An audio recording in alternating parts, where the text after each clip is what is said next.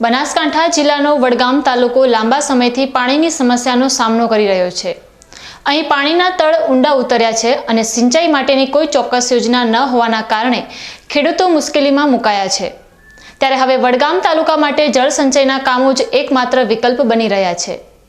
આવામાં બનાસ ડેરીના માધ્યમથી વડગામ તાલુકામાં જળ સંચયનું કાર્ય નિવૃત્ત કર્મચારીઓ અને શિક્ષકોએ પોતાના હાથમાં લીધું છે। વડગામ તાલુકાના એદરાણા ગામે વડગામ તાલુકા માટે જળ સંચય અભિયાનનો પ્રારંભ થયો છે। બનાસ ડેરી દ્વારા શરૂ કરાયેલા આ જળ સંચય અભિયાનમાં નિવૃત્ત કર્મચારીઓ અને શિક્ષકો ઉત્સાહભેર જોડાયા છે। સરકારમાં સેવા આપી ચૂકેલા આ કર્મચારીઓ અને શિક્ષકો વડગામ તાલુકાના ગામે ગામ ફરીને ખેડૂતોને એકત્ર કરી રહ્યા છે અને તળાવોને ઊંડા કરવા તથા જૂના કુવાઓને રિચાર્જ કરવા માટે પ્રોત્સાહિત કરી રહ્યા છે। તેમનો મુખ્ય હેતુ વરસાદી પાણીને ભૂગર્ભમાં ઉતારીને પાણીના તળને ઊંચા લાવવાનો છે। ખાસ વાત એ છે કે શિક્ષકો પોતાના વેકેશનનો સદુપયોગ કરીને આ અભિયાનમાં સક્રિયપણે યોગદાન આપી રહ્યા છે। વડગામ તાલુકાના શિક્ષકો આ અભિયાનમાં બનાસ ડેરીની ટીમ સાથે મળીને કામ કરી રહ્યા છે।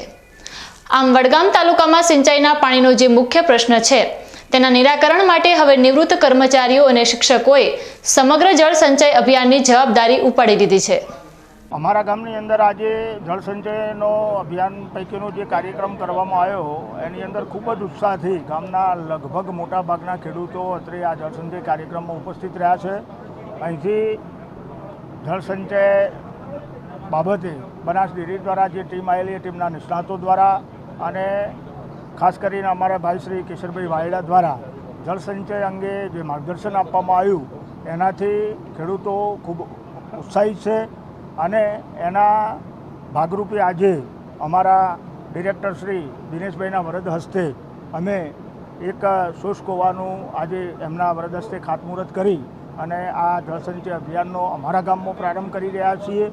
અને પ્રારંભની સાથે સાથે આજના કાર્યક્રમમાં મહત્ત્વની બાબત એ હતી કે લગભગ આજુબાજુના 15થી વધુ દૂધ મંડળીના ચેરમેન મંત્રીશ્રીઓને અમે અહીંયા ઉપસ્થિત રાખ્યા છે અને એ અહીંથી પ્રેરણા લઈ અને તમામ પોતપોતાના ગામોની અંદર પણ આ જ કાર્યક્રમને આ જ અભિયાનને ખૂબ જ ઝડપથી ઉપાડશે એવી સૌએ અમને અહીંયા ખાતરી આપી છે। મને સંપૂર્ણ વિશ્વાસ છે કે અમારા આ કાર્યક્રમની અસર આગામી સમયમાં આજુબાજુના તમામ ગામોમાં થશે અને કામગીરી ખૂબ જ વ્યાપક પ્રમાણમાં થશે એવી હું દૃઢપણે મને વિશ્વાસ છે। એક શિક્ષક તરીકે મારા મતે બનાસ ડેરીએ આવડું મોટું ખાસ કરીને વડગામ તાલુકાના વિસ્તારલક્ષી પાણી બચાવ અને એમાંય જળ સંચય અભિયાન જે લાવ્યા છે એમાં આ રજાઓના સમયમાં વેકેશનના સમયમાં દરેક શિક્ષક મિત્રોએ પણ પોતપોતાના ગામે ગામ પશુપાલકોને ખેડૂતોને જાગૃત કરી આ જળ સંચયને ખૂબ મહત્ત્વ આપવાની જરૂર છે અને વિસ્તાર માટે પણ જરૂરી છે, ધરતી મા માટે પણ જરૂરી છે। હું તો મારા ગામથી શરૂઆત કરીને જોડાયો છું। ગામે ગામ બધા શિક્ષકોને વિનંતી કરું છું કે એક એન્જિનિયર રિટાયર્ડ ગોવિંદભાઈ રેખાબેન ગલબા કાકાની દીકરી એ પણ જોડાયા છે। તો આપણે બધાએ વેકેશનનો સદુપયોગ કરી અને માનનીય શંકરભાઈ સાહેબના આ સફળ કાર્યક્રમને બિરદાવવા ખભે ખભો મિલાવીને કામ કરી આજે અહીંયા યાદરાણા ગામ ખાતે જળ સંચય અભિયાન અંતર્ગત આજે આ કાર્યક્રમ કરવામાં આવ્યો।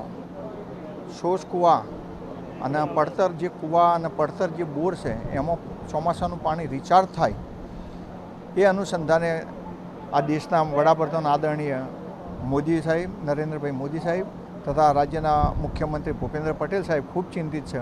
એના અનુસંધાને આપણા લોકલાડીલા નેતા વિઝનરી નેતા શંકરભાઈ ચૌધરી સાહેબે દરેક બનાસ ડેરી હસ્તક દરેક ગામની ડેરીઓ હસ્તક દરેક ખેડૂતોમાં જનજાગૃતિ આવે અને આ ચોમાસાનું પાણી કૂવા કુંડી દ્વારા 4x4ની 6 ફૂટ ઊંડી જે કુંડીની ચેમ્બરો જે ખેતરનો નીચાળો ભાગ હોય ત્યાં બનાવી અને એ પાણી એકત્ર થઈ અને જમીનમાં ઉતરે એના માટેનું જે અભિયાન છે એ આ જિલ્લાના ખેડૂતો પશુપાલકો અને મારી વિનંતી છે કે એનો તમે મહત્તમ લાભ લ્યો ડેરી હસ્તકનો અને વધુમાં વધુ જળ સિંચન થાય એના માટે પ્રયત્નો કરો।